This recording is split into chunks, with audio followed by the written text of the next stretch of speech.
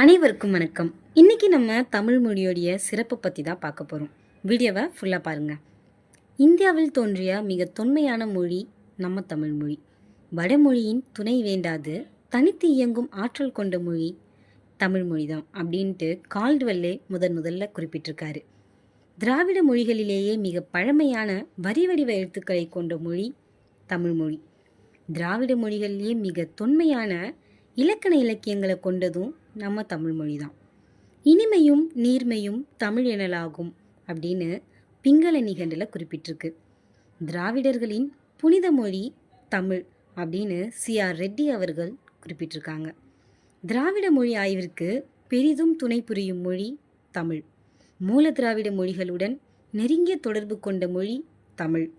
இன்று பேச்சு வழக்கில் உள்ள மொழிகளில் பழங்காலத்திலேயே பண்பட்ட மொழி நம்ம தமிழ் மொழி.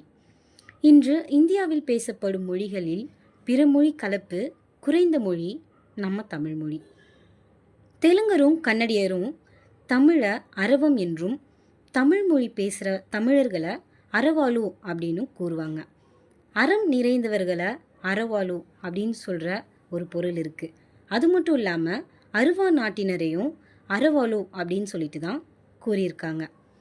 துள நாட்டினர் தமிழை துளு அப்படின்னும், மலையாள நாட்டு தமிழை மலையாளம் அப்படின்னும், கர்நாடக தமிழை கன்னடம் அப்படின்னும் கூறுற மரபு இன்னைக்கு இருக்குது. தமிழ் வேர்ச்சொல் ஆய்வில் மிகவும் புகழ்பெற்றவர் தேவநேய பாவனர். தமிழ்நாட்டில் மட்டுமன்று, இலங்கை, பர்மா, சிங்கப்பூர், மலேசியா, இந்தோனேஷியா, தென்னாப்பிரிக்கா இந்த மாதிரி அயல் நாடுகளில் பேசப்பட்டு வருது.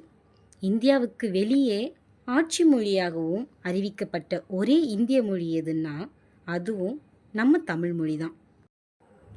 இலங்கை, சிங்கப்பூர், மலேசியா ஆகிய நாடுகளில் ஆட்சி மொழியாகவும் நம்ம தமிழ் மொழி இருக்குது.